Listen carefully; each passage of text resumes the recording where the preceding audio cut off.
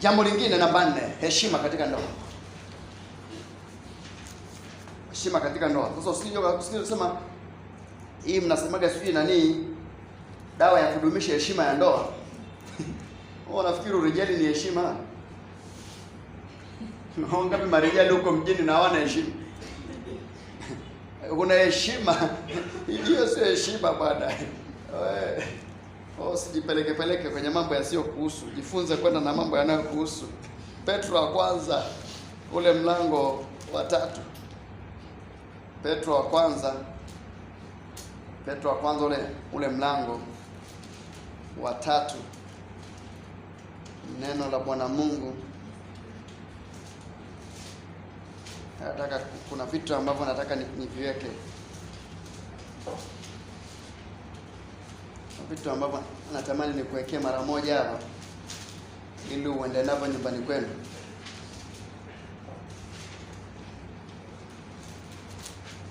Natamani kila mmoja aondoke akiwa amejifunza. Na kujifunza kuna kusaidia.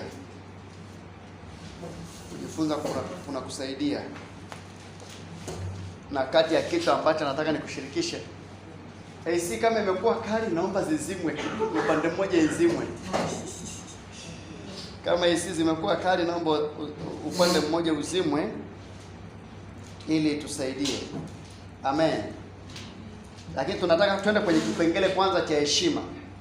Jinsi ya kumheshimu kwanza mwenzako. Jinsi ya kumheshimu mke wako au mume wako. Biblia inavyosema kwamba ndoa iheshimiwe na watu wote, haina maana kwamba samani kidogo, nilisema Petro, waraka wa Petro wa kwanza, samani ni wa kwanza sio wa kwanza, ule mstari wa kwanza mpaka ule wa 6. Naomba nisome kwa jina la Bwana.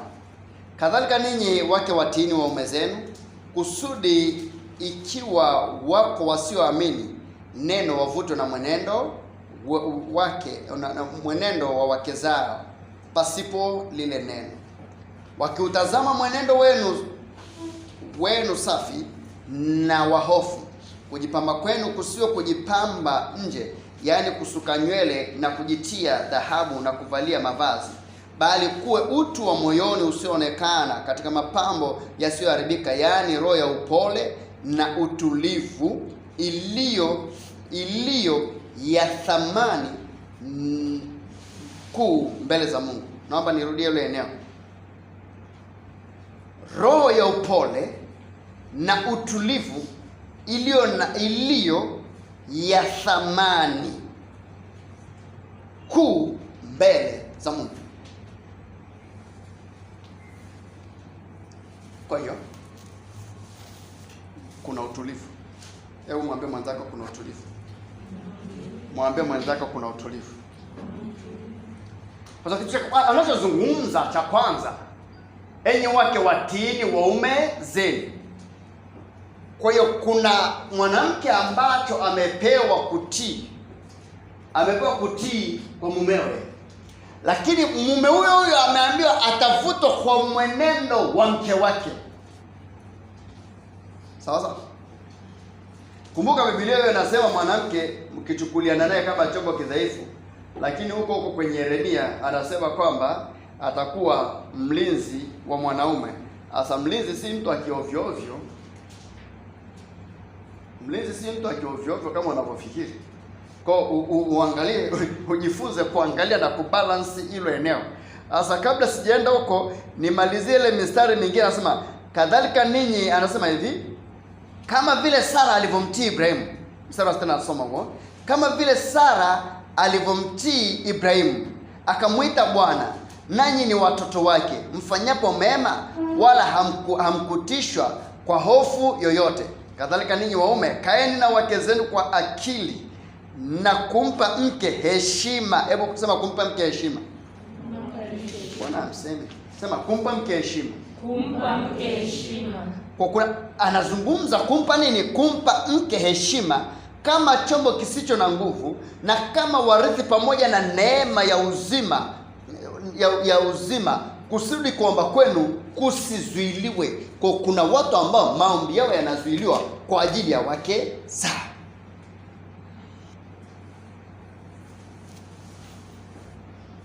Baba, mbona mmekunja uso? Nimesoma Biblia, sio mimi. Na nyie someni za kwenu, ili kuomba kwenu usije kufanya nini? Ukasuidiwa. Lakini nataka nifafanue mambo machache. Jambo la kusisitiza kwa mwanamke haswa, utii, haswa kwa wale ambao waume zao hawaamini.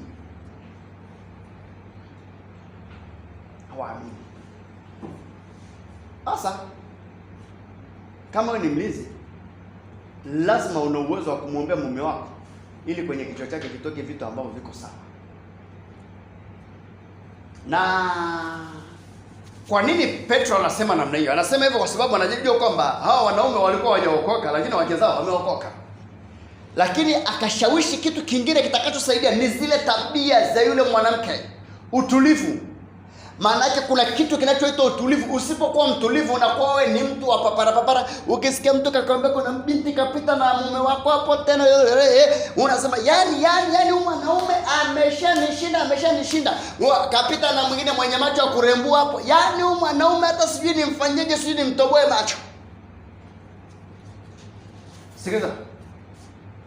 Kitu cha kwanza, jifunze utulivu. Amen.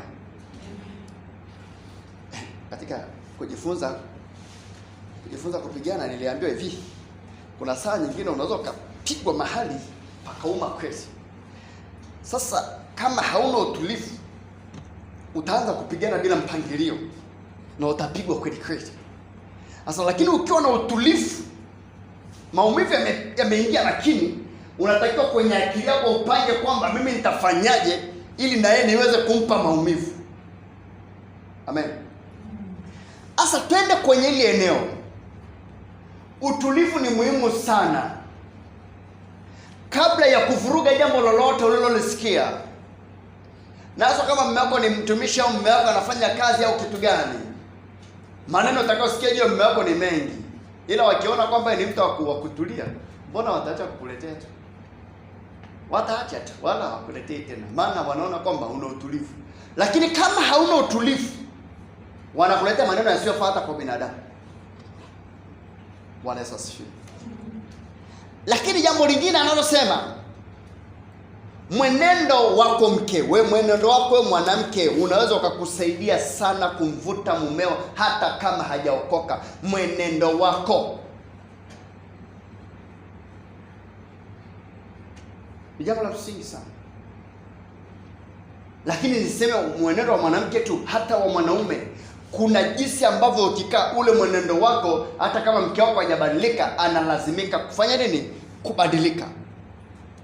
Na anasema utu wako wa ndani uwe safi, yaani roho ya upole na utulivu. Kwa hiyo zingatia upole na utulivu, ni vitu vya msingi mno katika ndoa. Na kuna watu ambao hawana utulivu na wanachukua ushauri wa kila namna, hata usiofaa kwa matumizi ya binadamu na kuingiza kwenye familia. Kwa muombe Mungu akupe utulivu, na atakusaidia kutatua matatizo mengi. Muombe Mungu akupe utulivu. Muombe Mungu akupe utulivu. Acha hasira. Hasira huwa zinaitwaga ni hasara. Hasira huwa zinaitwaga ni hasara. Jifunze kumwomba Mungu akupe utulivu. Kuna mambo mengine unaweza kukutana nayo ya kukuumiza. Jifunze kumwomba Mungu akupe utulivu. Amen. Amen. Na anasema wanaume, kaeni na wake zenu kwa akili, sio kwa upako. Amesema kwa akili, maana unaweza ukawa na upako na yakakushinda. Moja iko akemea mapepo hapa, kimbiza pepo kule, mke anamshinda au mume anamshinda. Nina mifano dhahiri. Kwa sababu gani? Kuna kitu kinaitwa utulivu. Sio kila mtu anaweza akakaa na mume au akakaa na mke. Utulivu. Sehemu nyingine, akili.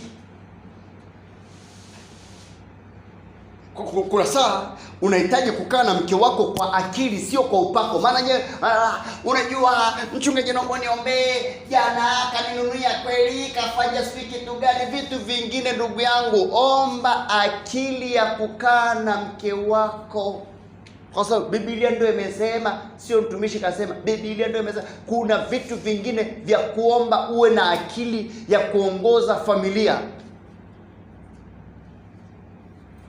Sasa unakuja unasema kwamba mama yangu amesema tulale chini. Mama yangu amesema, kuna wamama ambao hawajaachilia vijana wao mpaka sasa hivi. Sasa hapa ndipo tunapokumbana na changamoto kubwa ya ndoa. Wababa ndio wanaokaa na watoto wa kike, mara nyingi wao kuachia kwao haiwasumbui sana. Wamama wanang'ang'ania watoto wao wa kiume.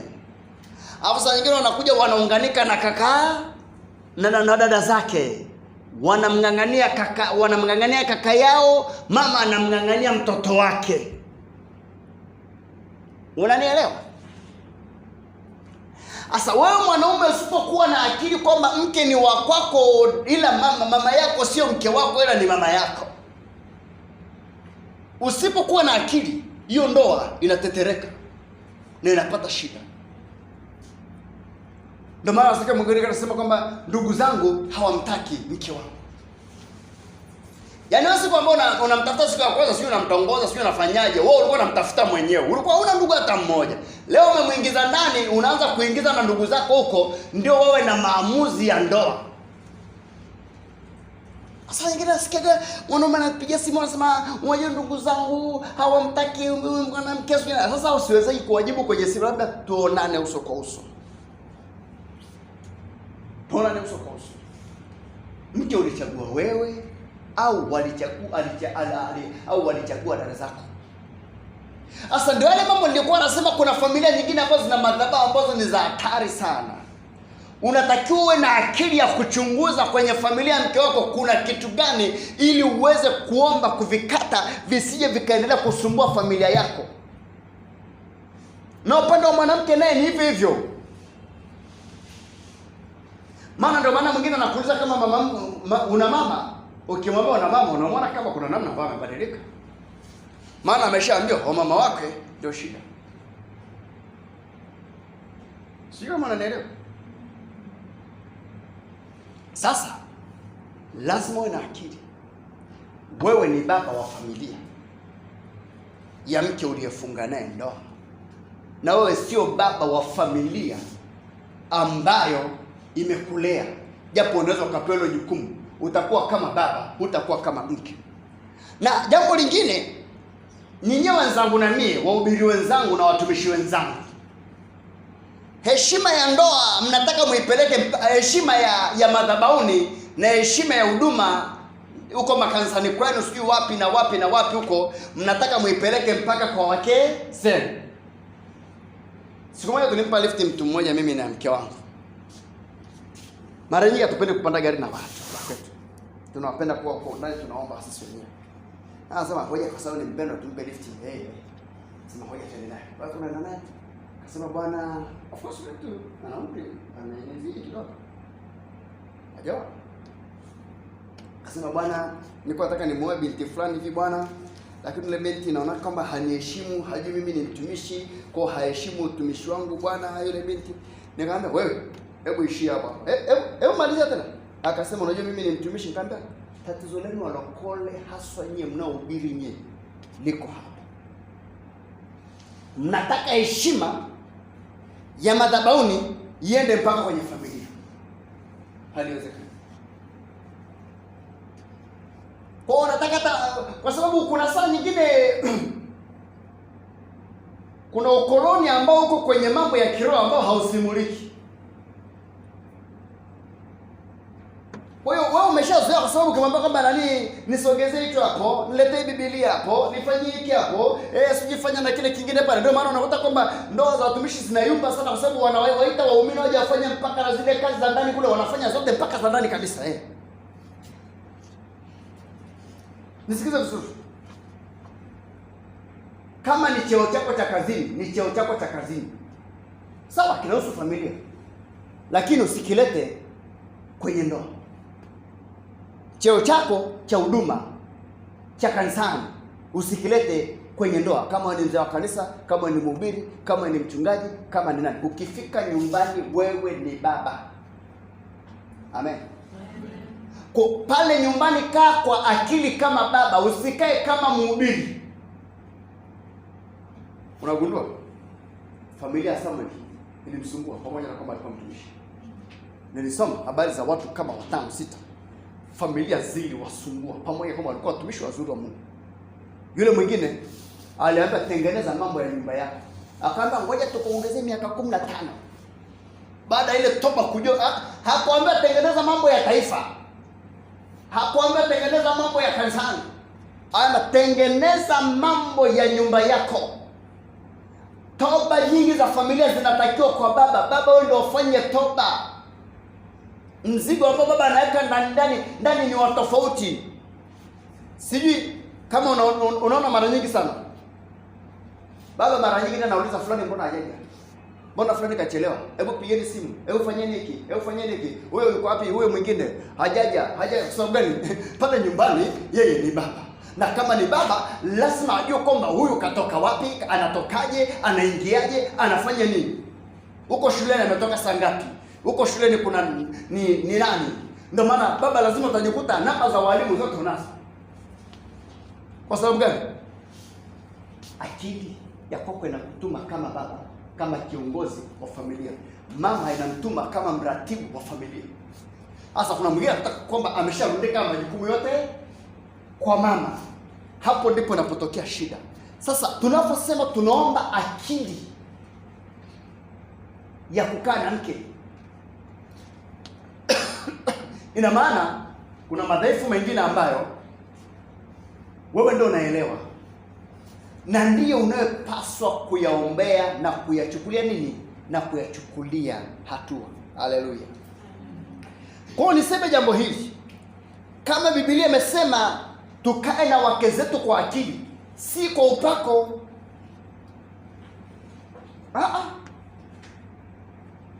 Hicho ni kitu kingine.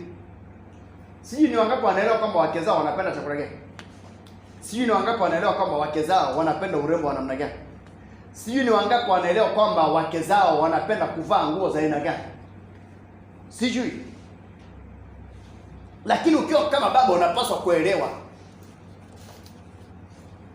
Unapaswa kuelewa. Na kwenye akili hiyo unaweza ukawa na upako na ukakuvurugia hiyo ndoa kabisa. Mama sema unajua bwana, nataka uniheshimu. Mimi ni mtumishi wa Mungu. Nataka uniheshimu kama mtumishi wa Mungu. Wewe kama una tabia hizo nakwambia kuanzia leo acha. Wewe ni mume wa mtu. Na kuna huduma nyingine ambazo mke wako atakwambia usiende, hauendi. Kwa sababu yeye ni mlinzi. Kuna sehemu nyingine atakwambia usiende. Kwa hiyo ukashangaa, hauendi. Kwa sababu ukishatumia akili yako unaona kwamba huyu ni mlinzi, anaelewa. Ngoja nikwambie, matapeli wengi wakitaka kuwapiga watu wanawaambia hivi, usimwambie mke wako. Haijalishi ameokoka, haijalishi hajaokoka. Kuna kitu wa mama walichonacho, wana sensa ya hali ya juu. Nilikutana na mama mmoja amefunga kabisa hivi mjaidina kabisa hivi, ananiambia kwamba nilikuwa namwambia mume wangu asinani huyu kijana asimwajiri, atakuja kutuibia. Alipokuja kutuibia sasa ndivyo sikio nimekutana naye amemkamata. Sasa nilimwambia mume wangu zaidi ya mara 3. Kwa sababu gani? Kuna kitu cha ulinzi ambacho wamepewa. Lakini kazi yako nayo ni kuchuja kwamba hichi kwa kweli hiki kinaonekana huko baadaye kitafanya nini? Kitaleta madhara. Na ndio maana wakitaka kukubana matapeli wanakwambia usimwambie mkeo. Maana ukimwambia tu kuna namna ambayo kuna kitu kitafurukuta, huyo si. Huyo si. Sasa wengi matapeli wakitaka kushika akili za wanaume wanawaambia msiwaambie nani? Usiwaambie wake zenu. Kwa sababu ndio njia nyepesi ya kuwaingiza wapi? Ya kuwaingiza mjini. Lakini turudi kwenye vipengele kadhaa hapa. Mstari wa 4 anasema bali kuwa na utu wa moyoni usioonekana, mapambo yasiyoharibika, yaani roho ya upole, utulivu, iliyo na thamani kuu mbele za Mungu. maana hivyo ndivyo walivyojipamba wanawake watakatifu wa zamani. Kwa anazungumza ule kuandaa zaidi utu wa ndani wa mwanamke badala ya kusimama sana kwenye mapambo ya nje.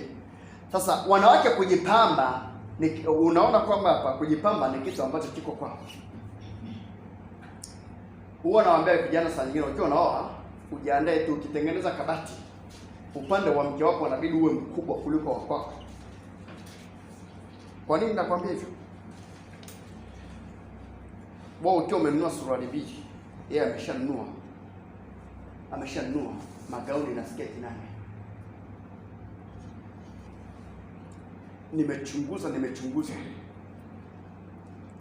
wakikutana na kitu barabarani wanakitaka. Wewe kiwaleti chako hata sisi kwa wapi tena? Kiwaleti chetu si shilingi 20,000, nitakaa nacho si miaka 3-5. Wala kinisumbui. Na saa nyingine naamua kukiacha kinanisumbua. Wao wana mkoba mmoja wa shilingi 200,000. Kuanzia 70,000 kwenda juu ndio mikoba ya maana. Umeelewa? Wana kimkoba cha kwenda kwenye harusi. Kwenye harusi waende na ile kubwa, wana kidogo cha kushika wakitaka kucheza wanacheza. Wanaelewa vizuri? Wataka kukashika, wanakashika, wanacheza. Sawa sawa. Kwa hiyo wana mkoba wa kwenda kwenye harusi, wana mkoba wa kwenda kanisani. Unaelewa vizuri? Wana mkoba wa kwenda kanisani, wana mkoba wa kwenda vikoba. Kwa wana kila saa wao mapambo yao ni ya kawaida. Wana misuko ambayo saa nyingine wanataka kusuka zikae hivi, kuna mtindo umekuja asui changanyikeni, kuna mwingine umekuja asui umekaaje, wao ndio wanajua. Na saluni huko zimejaa, huko mtaani kila mahali zimejaa, zinajua zina wateja. Unaweza kupita hapa saluni za wanaume ziko 2, za wanawake ziko 8. Nenda kwenye mtumba, viatu vingi ni vya wanawake, nguo nyingi za wanawake. Usifikiri ni Waafrika tu, hata wale wa Ulaya hivi hivyo. Lakini wanashauriwa kwamba wajipambe zaidi moyoni kuliko kujipamba kwa nje. Haleluya. Na ndio maana nawaambia vijana, kuoa ni majukumu. Usiokafikiri kwamba ninaoa alafu ukaanza kusema kwamba unajua sasa hivi nataka nikuombe usinunue nguo nyingine. Wewe muombe Mungu akupe uwezo wa kununua. Na kama mwanamke ni mzuri muombaje, mbona mtanunua nyingi tu? Amen. Ndicho kitu walichopewa. Ingekuwa hivyo wanasema hao wanaume wasijipambe, wajipambe kwa mapambo ya ndani. Huoni mwanaume anashauriwa hapa. Anayeshauriwa ni mwanamke. Haleluya. Cha msingi ni kumwombea kiasi. Awe na nini? Awe na kiasi. Haleluya. Sasa anazungumza jambo lingine. Mpe mke wako heshima. Nataka kujua kusema hapa ni heshima. Kumpa mke wako heshima. Utamjibuje mke wako vibaya mbele ya watoto? Utamjibuje mke wako vibaya mbele ya watu? Lazima kuna namna ambayo anamtengenezea mazingira ambayo akija kulipuka mahali itakuwa ni shida. Kwa jifunzeni kuzungumza mambo yenu wenyewe kwa wenyewe na kuyamaliza wenyewe kwa wenyewe. Na ukimpa mke wako heshima kama Ibrahimu alivyompa Sara heshima, ndio Sara akawa anamtii. Kwa sababu ile unapozidi kumheshimu na yeye inabidi afanye nini? Inabidi akutii. Kwa haya ni matunda yanayosaidiana. Tuko pamoja? Amen. Kwa heshima kwa mke ni kitu cha muhimu. Unamshirikishaje mtu mambo yako ambayo hamjashirikishana na mke wako? Asa kwa wale ambao tulilelewa kwenye familia ambazo ni za kushirikisha, sisi tumezoea kushirikisha kila kitu. Tumezoea kushirikisha kila kitu. Safari zangu za kesho zote zinajulikana. Safari zangu za mwezi huu, mwezi ujao zote zinajulikana kwamba inaanza hii, inaenda ile, inaenda ile, inaenda ile, ikibadilika inajulikana kwamba inabadilikia kule, inabadilikia kule. Zote zinajulikana. Hakuna hata moja iliyojificha. Kwa sababu ile heshima ambayo inabidi uitoe. Hakuna kitu ambacho ni cha kwangu au asset yoyote ambayo haijulikani. Wanaweza sio. Kwa sababu inakusaidia pia, kuna leo na kesho. Bwana akikutoa Vitu viwe wazi. Vitu viwe wazi. Hiyo ni heshima mojawapo. Na kuna mtu mmoja alikuwa anasema kwamba mke wake anasema kwamba mke wangu aniombei ili nifanikiwe nipate hela. Sasa hela zenyewe sijui ziko ngapi. Sasa mtaomba upate zipi? Maana sasa unaweza kutoa na milioni 2 alafu mimi naomba upate 100,000. Sasa maombi gani? Wanaweza sifiwe. Kwa kuna vitu vingine akielewa hata kama akiwa anaomba kwa sababu ya ile heshima, na vile vitu anaona kwamba ni heshima ya kwake. Ni heshima ya kwake kwa sababu mji wote anayesifiwaga mara nyingi ni mwanamke. Sijui kwa wengine. Ila kwetu sisi tunaona kwa wanaosifiwa wengi ni wanawake.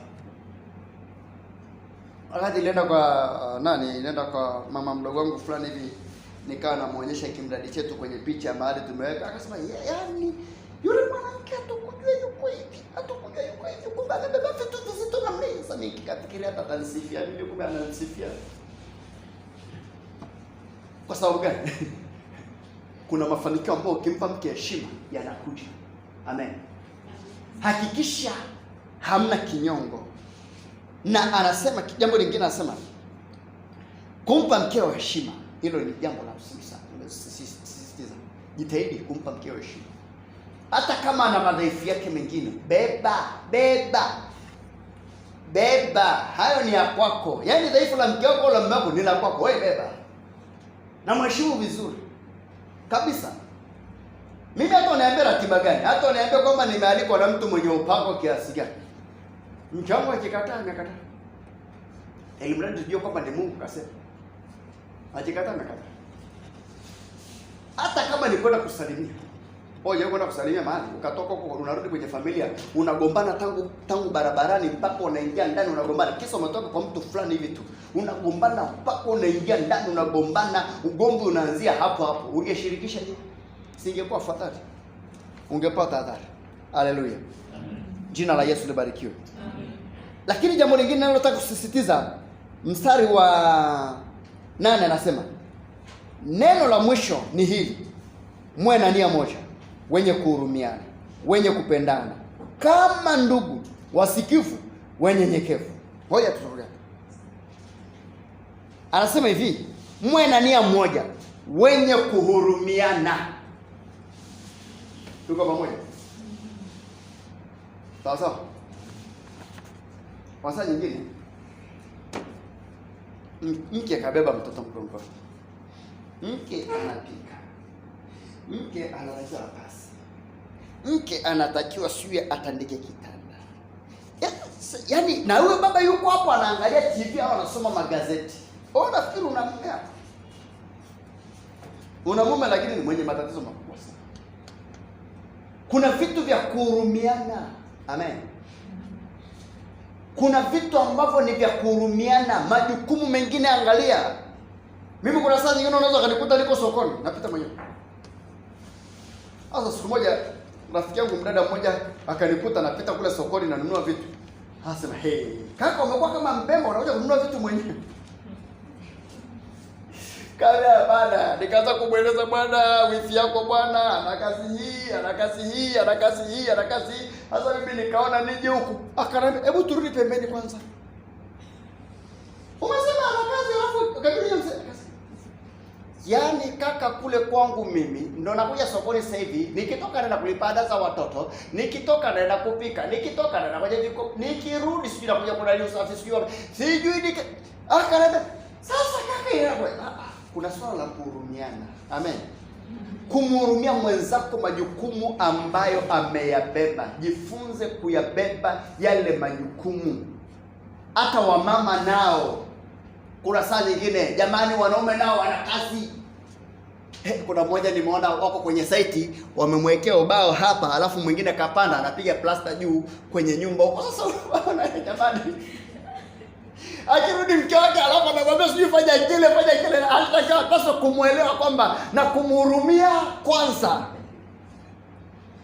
Kwa kuna swala la kuhurumiana pia. Majukumu sasa hivi yamekuwa ni mengi kwa kweli, na kukimbiza hela speed yake imekuwa ni tofauti. Wakati ule tulikuwa tunatumia 80, sasa hivi tunatumia speed 180. Na bado yenyewe inapatikana ni ndogo. Amen. Kuna kuhurumiana. Saa nyingine baba ametoka nyumbani, anakwambia anaenda kazini, ila kwa kweli kazi yenyewe ni ya kubangaiza. Kafika huko karudi kapigika kisawasawa. Wana mwanaume gani huyu? Yaani huko kote umetoka hapa tangu asubuhi umerudi hivi hivi, sisi kitu gani sisi. Kuna kuhurumiana. Kuna mwingine anasema mama anakuja saa nyingine hajafanya kazi yote, akifika pale na nani anakuja hata na kitu chochote amebeba mkononi, nampokea na namwambia kwamba karibu mume wangu, pole na kazi.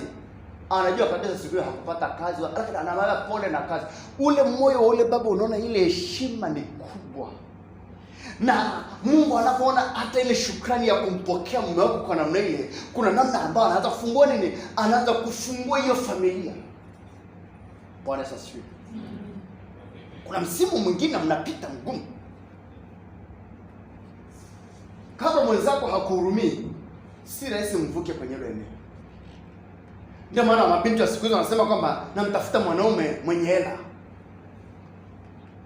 Namtafuta mwanaume mwenye hela. Oh, Yesu amepatikanaje eti?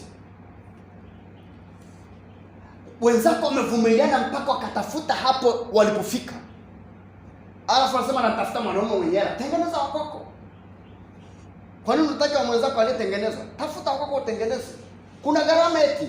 Watu wamepokeleana vimifuko ambavyo havina vitu kwa nyumbani. Wanasema karibu mume wangu leo nakuja na zawadi ili wapangaji wenzake wasikie huko kaja na zawadi, kumbe haja na chochote. Lakini namna ya kutengeneza mazingira ya furaha. Kuna mwingine ambaye ameona kwamba outing haipo hata hiyo ya kwenda kunywa Pepsi au Coca-Cola mahali, wanaamua kwenda hapo wananunua mwindi wa kuchoma, wanamshukuru Mungu, wanasema leo wanarudi pale wanasema kwamba wanaulizwa na majirani, tumetoka outing kidogo, tumetoka watu wanajiuliza, nafikiria outing ya maana, kumbe mwindi wa kuchoma tu. Bwana asifiwe. Amen. Hebu jaribu kuhurumia, jaribu kuhurumia. Asa tatizo la utumishi nalo ni shida.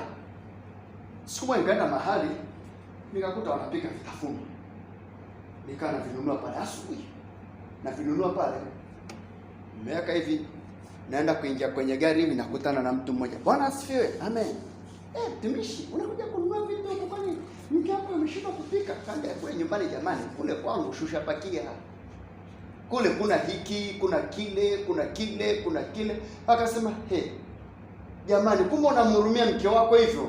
Nikamwambia, kwa nini simhurumie?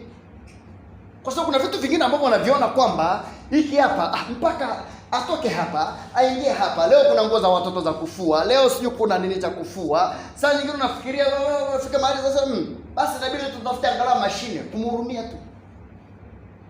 Bwana asifiwe. Kwa kuhurumiana, na unapomhurumia mwenzako ndivyo Mungu anavyozidi kuleta vitu ambavyo vitawasaidia kwenda sawa sawa. Na sasa hivi asikudanganye mtu kwamba, ndio maana tunaambiwa tuwe na akili. Sasa hivi kufulia mashine sio anasa. Sasa hivi kupikia jiko la gesi au jiko la umeme sio anasa, bali ni kuokoa muda uweze kukimbizana na kile kilichobakia.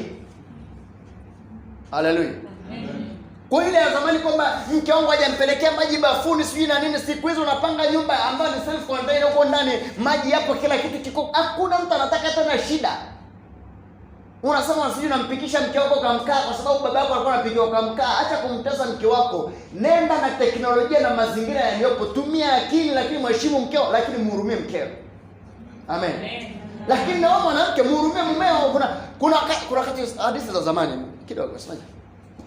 Baba mmoja mke wake ilifika siku za sikukuu, akamwambia mume wake kwamba nataka na mimi mpaka nivae nguo na watoto, majirani wote wameshanunuliwa kasoro mimi. Sasa wakati huo ile randa ya kurandia ile ilikuwa gharama sana kuipata. Ikabidi yule baba akauze nini? Akauze ile randa, alafu akaja kumnunulia mke nguo yeye na nani? Yeye na watoto. Alipomaliza kununua vile ndo akafilisikia pale. Mwaka uliofuata hakuna cha nini, vyakula vimekufa, kila kitu hakuna, kwa sababu ile randa ndio ilikuwa inafanya nini? Ndio ilikuwa inaleta msaada. Kwa hiyo kufika kwenye swala la namna hiyo, tuwe wenye kuhurumiana. Na hata hamu kwenye tendo la ndoa, kuna wengine ambao wamepewa uwezo zaidi na wengine kidogo, basi kuwe na kuhurumiana pia.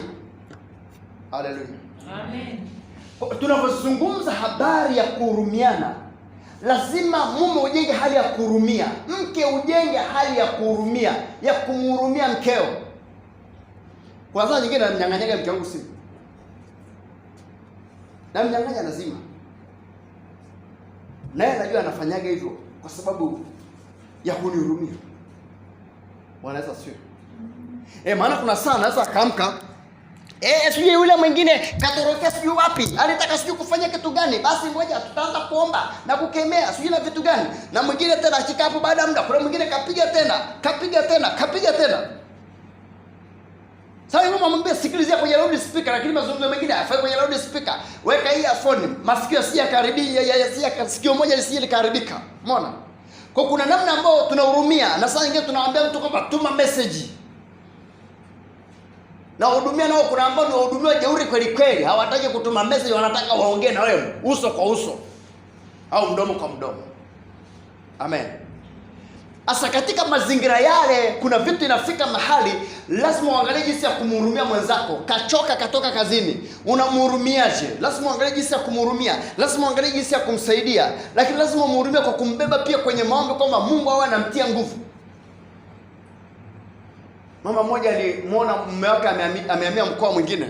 Alipohamia mkoa mwingine, akaja mara ya kwanza kapungua sana. Kaja mara ya pili kapungua sana. Ya tatu akasema, hizi kazi nilizonazo hapa bora niziache.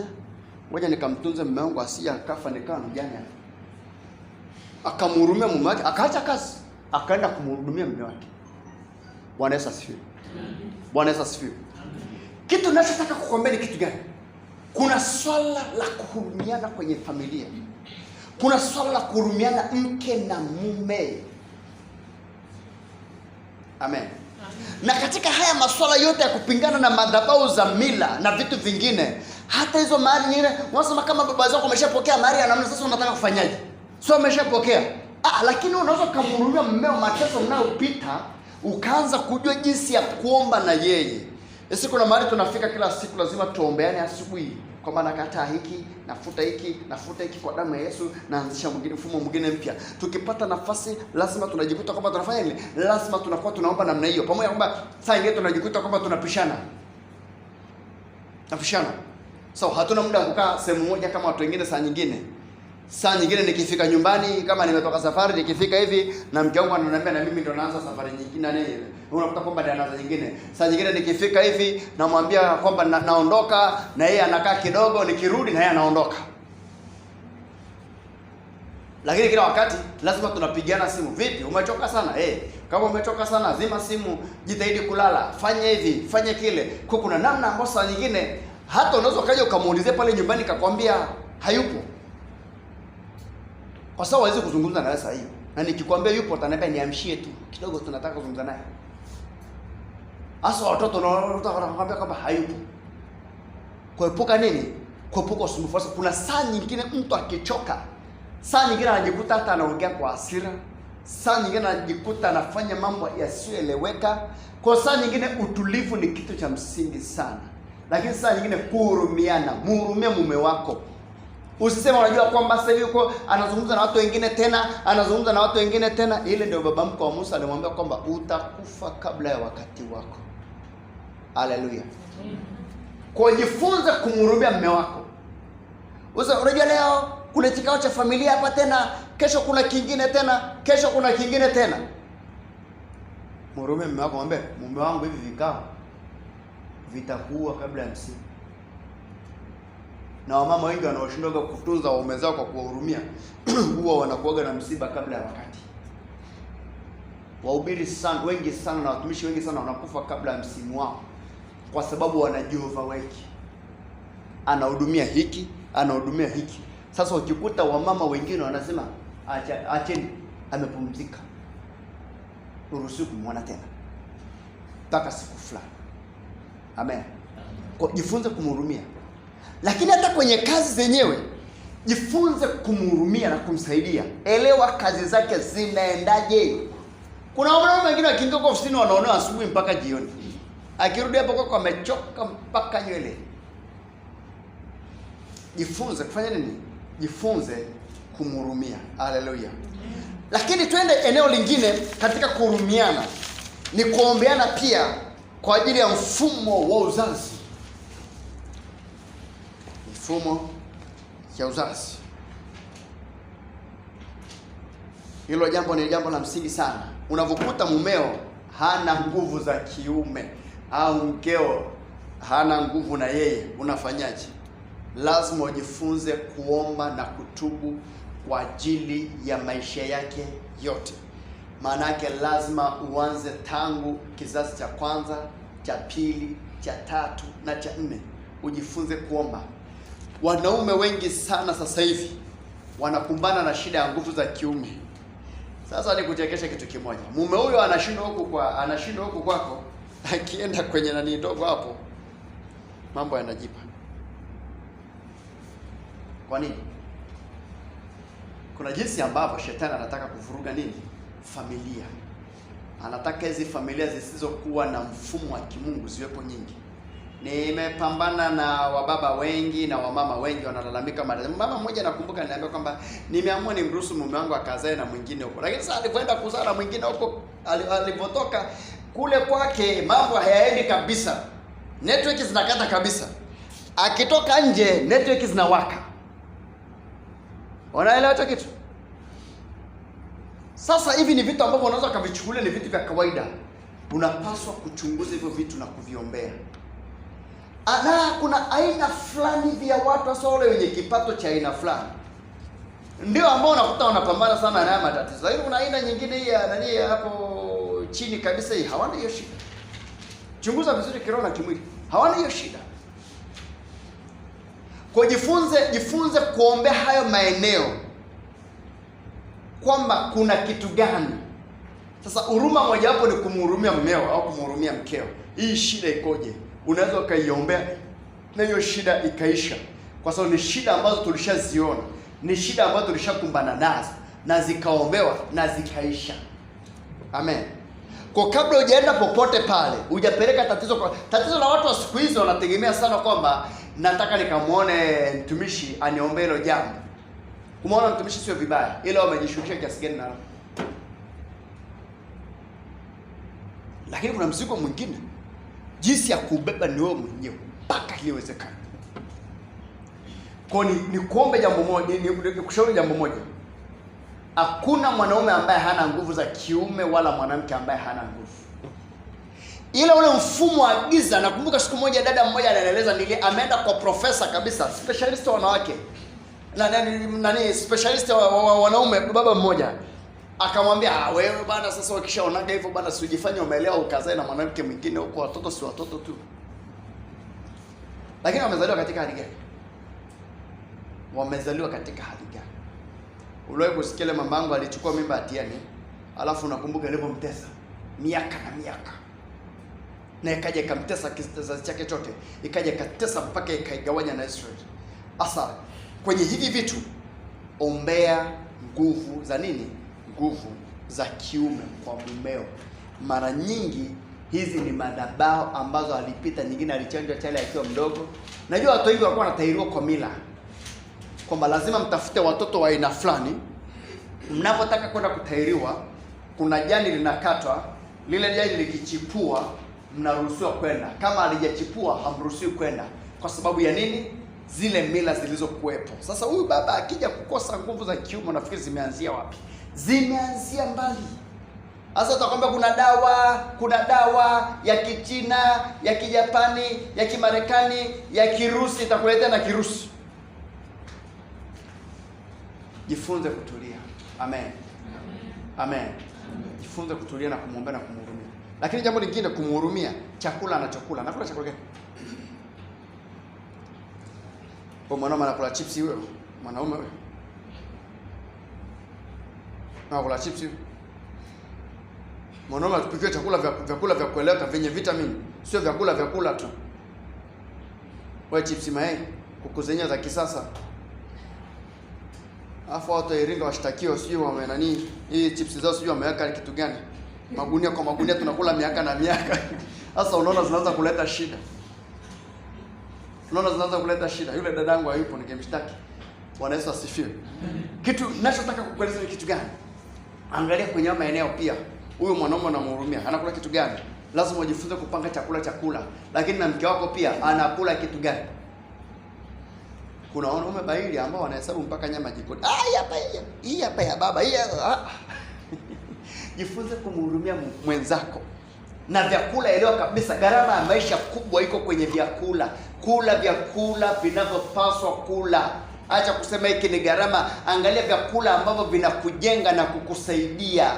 Hiyo ni njia mojawapo ya kufanya nini? Ya kukuhurumia ili uweze kuwa na nguvu. Nguvu nyingine hasa kama chips. Hiyo chips sijui ina vitamini gani, na hilo ya ilenya hata sijui kama lina vitamini. Ni mastachi tu unajaza mwilini. Angalia kitu unachokula kwa kumhurumia mwenzako. Amen. Hakuna ambaye hana nguvu, ila shida anakula nini? Jiulize hicho kitu. Ukishajiuliza utapata njia rahisi sana ya kukusaidia.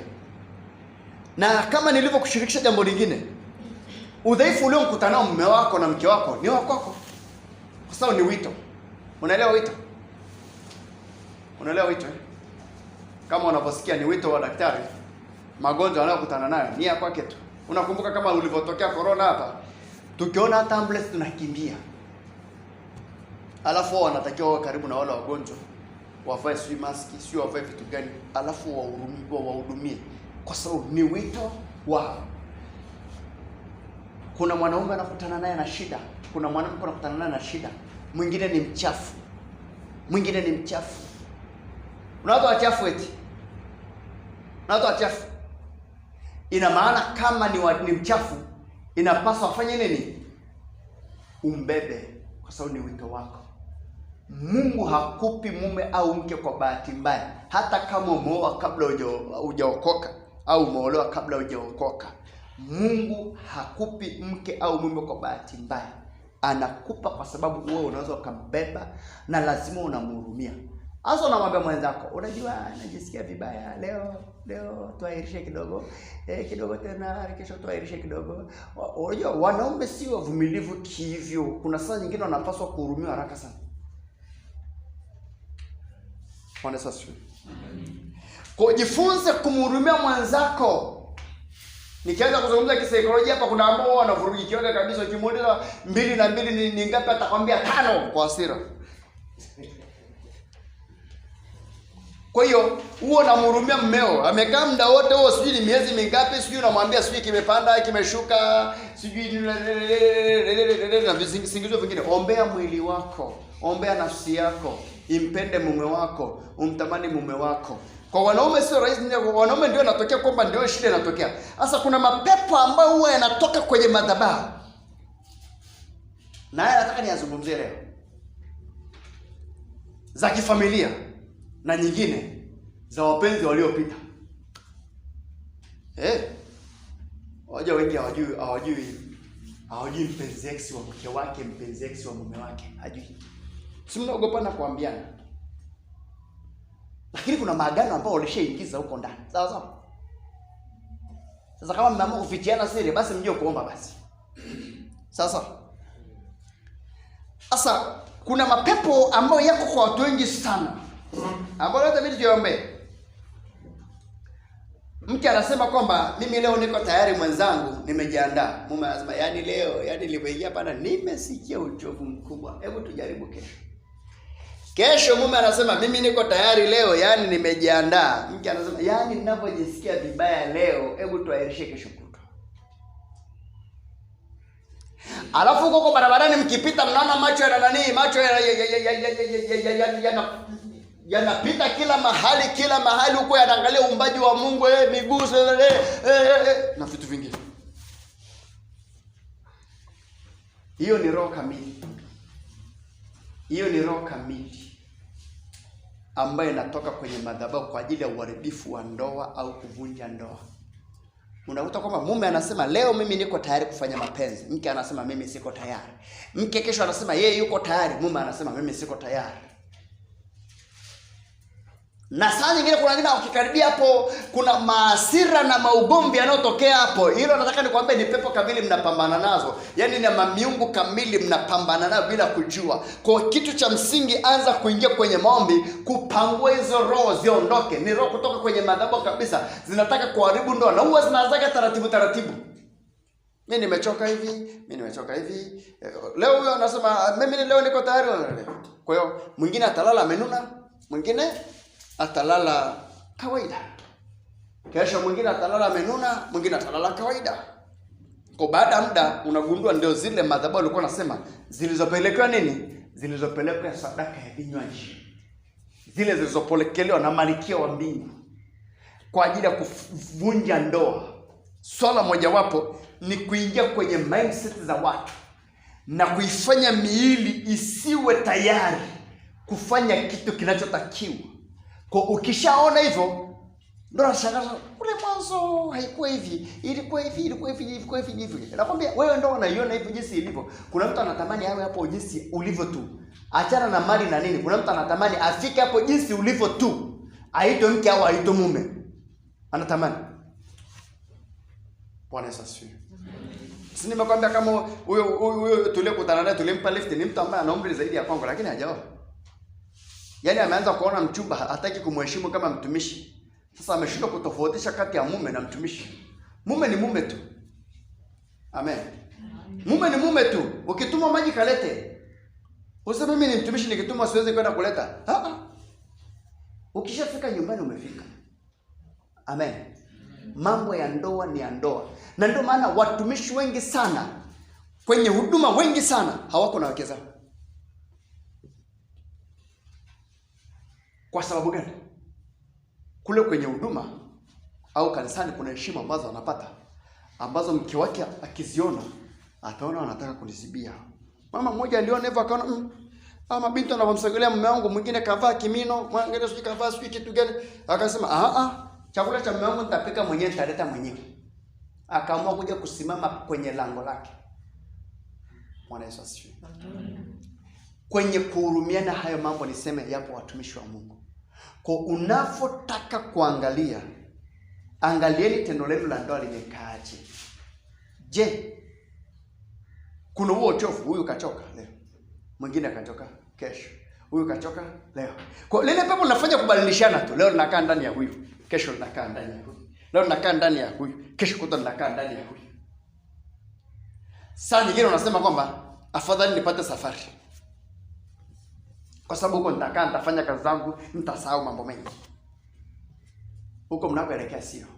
Kwa jifunzeni kuombea hilo eneo. Amen. Bwana Yesu asifiwe. Kwa nisisitize tu kwamba hilo eneo ni eneo la muhimu. Ukiona uko kwenye hatua hizo, ni miungu inapigana na hiyo ndoa na inataka kuivuruga hiyo ndoa. Kwa leo nitaingia kwenye kipengele cha mahari. Leo nitaingia kwenye kipengele cha mila. Leo nitaingia kwenye kipengele kingine cha kuomba uhusiano mzuri katika ndoa, lakini pia kuheshimiana. Amen. Ndoa yoyote ambayo hamheshimiani sio rahisi muweze kuchukuliana. Sio rahisi. Mke wako ana hasira ni wako. Muombe mpaka hasira ziishe. Naye ajitambue pia akuhurumie. Mumeo ana hasira, muombe mpaka hasira ziishe. Na yeye pia akuhurumie. Ukiingia kumhurumia mtu kuna vitu ambavyo unajigundua kwamba umempenda alafu unamhurumia. Kuna vitu vingine ukiviangalia tu unasema basi ni mke wako. Nitamwombea tu. Mnakuja mnakaa, mnashauriana. Lakini saa nyingine tafuteni mazungumzo, sehemu ya kuzungumzia mazungumzo ya namna hiyo. Saa nyingine kwamba kuna tofauti ambayo imetokea. Msikae tu pale nyumbani, badilisheni mazingira kidogo. Hebu tuende tukakae mahali fulani. Tuzungumze hapo, tule kitu fulani. Ama tofauti nyingine za walokole, mbona sio gharama? 30,000 ni nyingi kweli. Si ndio jamani? Kwani wanakunywa pombe? Nipe Grand Malta moja hapo, sijui kajusi kamoja hapo, shilingi 3,000 kujumlisha sijui shilingi 5,000 zimefika, sijui kakuku kamoja hapo, sijui shilingi 10,000 na ngapi sijui ukifika hapo na nauli sijui ya shilingi 500. Kisha habari yake. Jifunze kubadilisha mazingira, usizoe tu yapele pale nyumbani. Maana saa nyingine unadhani hapo mke kashika kipapatio, mtoto anamwambia mama naomba kipapatio na mimi. Kilikuwa cha mama yako sasa. Amen. Jifunze kwenda mahali kidogo tu, badilisha mazingira kidogo. Japo kwamba najua kwamba wengine hatuna muda kutokana na ile spidi ya maisha. Jitahidi kuwa na angalau nafasi ya kupumzika ili mfike mahali. Kuna mambo mengine huwezi kuzungumzia pale nyumbani. Unahitaji uhuru kwamba hebu mama fulani tutoke mahali fulani, hebu baba fulani tutoke mahali fulani. Ndoa moja nakumbuka nilisuluhisha, ilikuwa mtumishi kabisa. Gumu kweli. Kasuluhisha. Yule mke wake akasema, yaani nilivyofurahi leo, kuna ka50 kangu nimepewa posho huko kazini, hebu tukakae mahali tule tufurahi. Wakaenda wakakaa mahali, waliofurahi wasema tulirudi, yaani ndoa yetu iko vizuri kama vile mpya. Amen. Kujifunza saa nyingine ka outing kadogo, nenda kakae mahali, nenda kazungumze. Lakini pia watu ambao wanazungumza na usizungumze tu kukemea pepo, usina saa nyingine kaeni mahali na wengine wenye ushauri mzuri, mshauriane kwamba ni kitu gani kinachoendelea kwa ajili ya maendeleo yenu na kwa ajili ya familia zenu. Lakini ndoa iwe ya watu wawili. Ndoa isiyo ya baba mkwe, ndoa isiyo ya mama mkwe. Ndoa iwe ya watu wawili. Nyie ndo mtaamua watu waingia wasiingie. Mkiamua kufungulia, inakuwa kama Simba na Yanga. Kila mtu atakuja na vuvuzela lake, atapiga huko ndani. Lakini ikiwa ni wawili, hakuna atakayepita. Na mkiwa mnaheshimiana, kila mtu anaogopa. Amen. Nimeweka hayo kwa ajili ya siku ya leo. Nataka tuingie kwenye maombi kwa ajili ya kuombea hayo mambo tuliyoyasema. Amen. Na kama kuna wenye maswali, nikaribishe mara moja.